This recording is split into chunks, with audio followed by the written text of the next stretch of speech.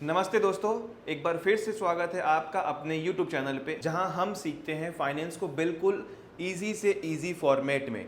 तो बिना time waste किए चलिए शुरू करते हैं।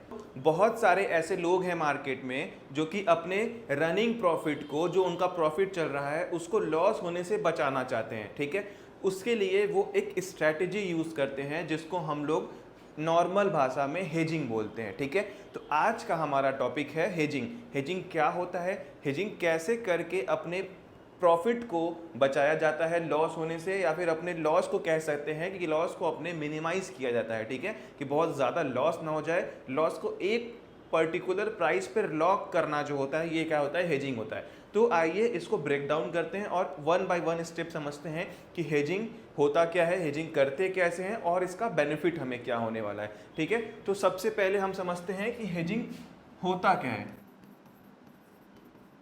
हेजिंग, सपोज करिए आपके पास एक स्टॉक है।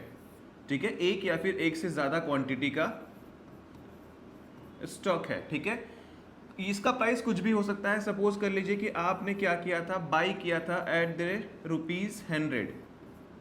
आपने 100 रुपये पे एक स्टॉक बाई किया था। ठीक है, अब अचानक से कुछ ऐसा होता है या फिर आपको ऐसा रियलाइज होता है, कुछ भी हो सकता है, मतलब एक सर्टेन वॉर हो गया, या हो सकता है गवर्नमेंट चेंज होने वाली है, पॉलिसीज चेंज होने वाली हैं, कुछ भी एक सर्टेन रीजन की वजह से आपको ऐसा लगता है कि मार्केट जो है वो गिर सकता है। ठीक है, मतलब आपकी जो स्टॉक की वैल्यू है वो गिर सकती है कुछ टाइम के लिए।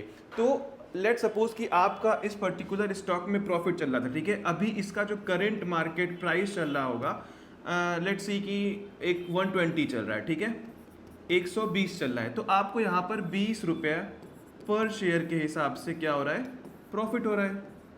ठीक है, एकदम सिंपल सा कैलकुलेशन है कि आपने 100 पे बाई किया था, 120 प्राइस चल रहा है, तो आपको 20 रुपया पर शेयर के हिसाब से प्रॉफिट हो रहा है। अब आप क्या चाहते हैं ना कि आपका ये जो 20 रुपया पर शेयर के हिसाब से प्रॉफिट चल रहा है, ये इस गिरावट में, इस मार्केट में जो गिरावट है उससे बचा रहे। ठीक है, अब इस चीज को बचाने के लिए हम क्या करते हैं ना, अपने पोजीशन को हेज करते हैं। हेज करना मतलब एक पोजीशन के अगेंस्ट में दूसरा पोजीशन क्रिएट करना।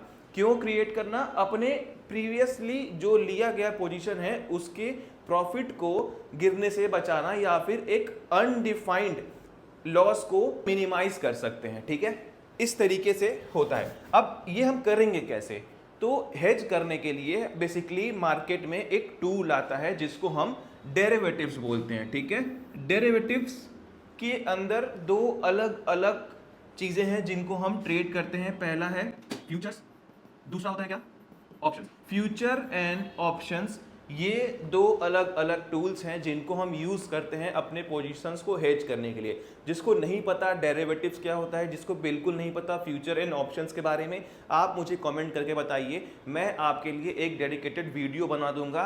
फ्यूचर एंड ऑप्शंस या फिर डेरिवेटिव को एकदम सिंपल से भाषा में आपको समझा दूंगा।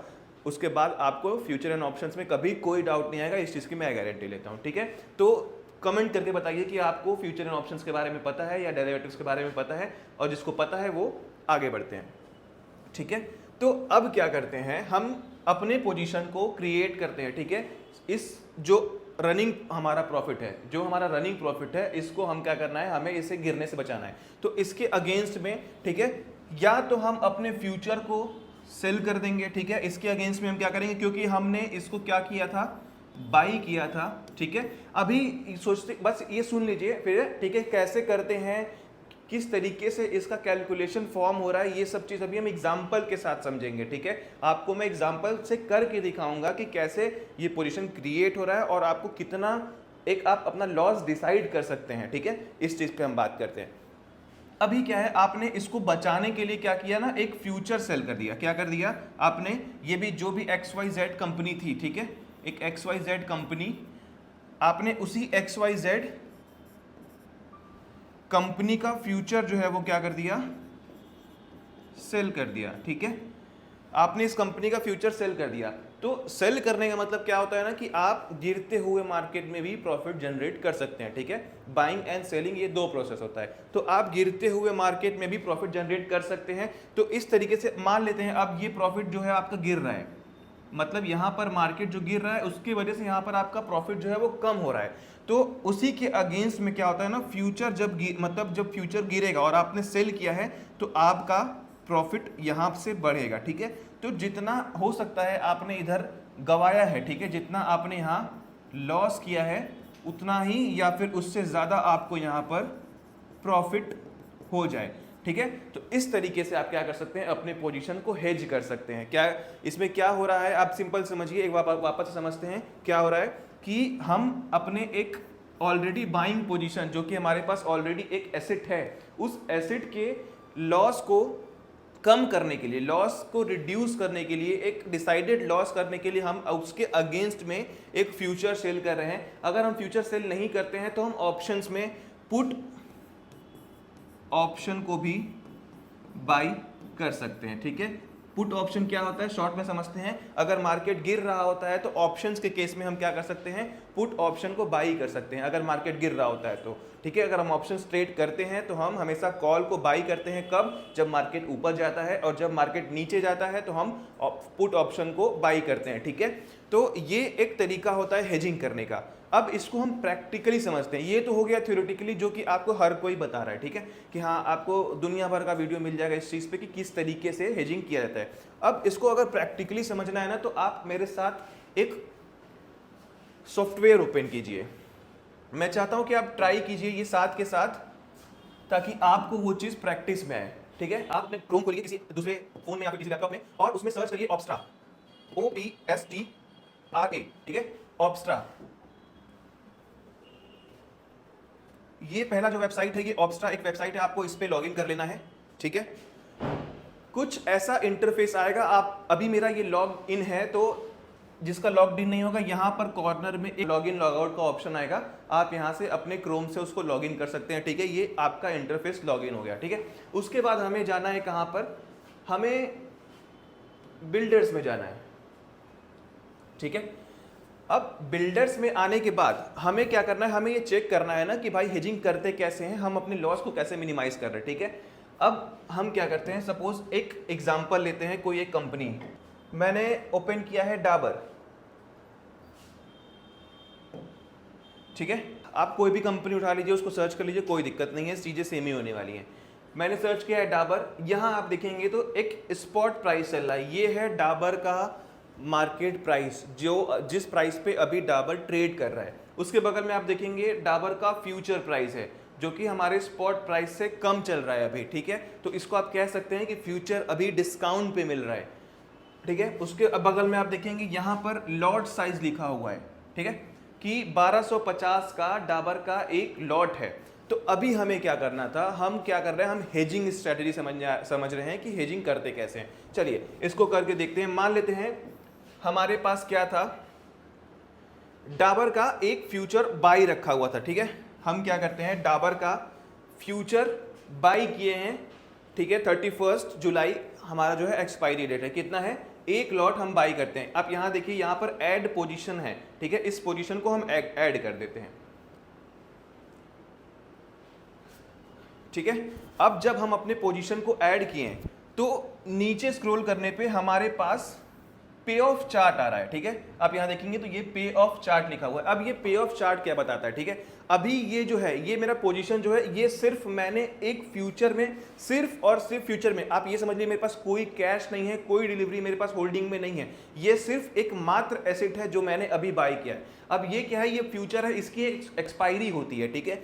अभी फिलहाल मैंने ये एक एक्सपायरी सपोज करिए कि बाई किया हुआ है। अब ये जो है ना, ये मेरा एक नेक्ड पोजीशन है। नेक्ड पोजीशन मतलब क्या होता है, पॉइंट है, नेक्ड पोजीशन मतलब कि आपने एक ओपन पोजीशन रखा हुआ है, उसके अगेंस्ट में आपके पास कोई हेज पोजीशन नहीं है, ठीक है। आप उसको कह सकते हैं कि वो एक नेक्ड पोजीशन है। अब नेक्ड पोजीशन में भाई क्या होता है ना, प्रॉफिट और लॉस दोनों अनडिफाइंड होता है।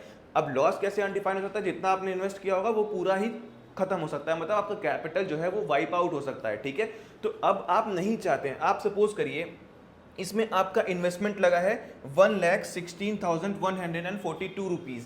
तो अगर ये डाबर का जो फ्यूचर है ये आपके अगेंस्ट में जाता है, क्योंकि आपने बाई किया है, और अगर डाबर गिरने लगता है, ठीक है, अगर स्पॉट गिरेगा तो फ्यूचर भी गिरेगा। तो अगर डाबर गिर रहा है तो आपका ये जो मतलब आपने जो ये पोजीशन बाई करके रखा है ये लॉस में जाएगा, और ये पूरे मंथ एंड तक अगर गिरता रहा तो आपका ये पोजीशन जो है वो आपको लॉस में ही कट करना पड़ेगा, क्योंकि आपने बाई किया हुआ है। ठीक है, तो अब आप इस लॉस को बचाने के लिए क्या करते हैं, एक हेज पोजीशन बनाते हैं, एक नेक्ड पोजीशन से अपने पोजीशन को कन्वर्ट करते हैं हेज पोजीशन बनाने के लिए। अभी आप यहां पर देख रहे होंगे कि मैक्सिमम लॉस जो है वो अनडिफाइंड लिख करके आ रहा है। ठीक है, अभी मैंने आपसे क्या कहा था कि हेजिंग कैसे करते हैं, एक पोजीशन जो हमारे पास ऑलरेडी बाई है उसको बचाने के लिए उसके अगेंस्ट में हम क्या करते हैं, एक और पोजीशन बनाते हैं। तो अभी हमारे पास क्या है, फ्यूचर्स का एक लॉट बाई करके हमने रखा है। तो अब हमें क्या करना है, सिंपल, हम वापस से ऊपर जाएंगे और क्या करेंगे,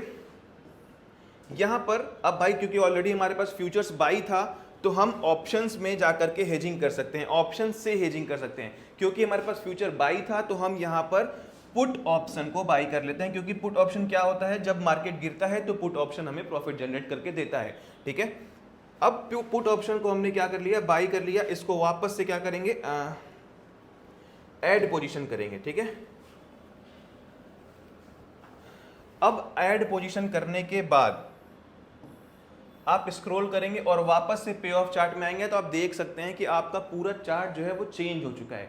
ठीक है, अब चार्ट तो चेंज हुआ, इसके साथ और भी कुछ चेंज हुआ है।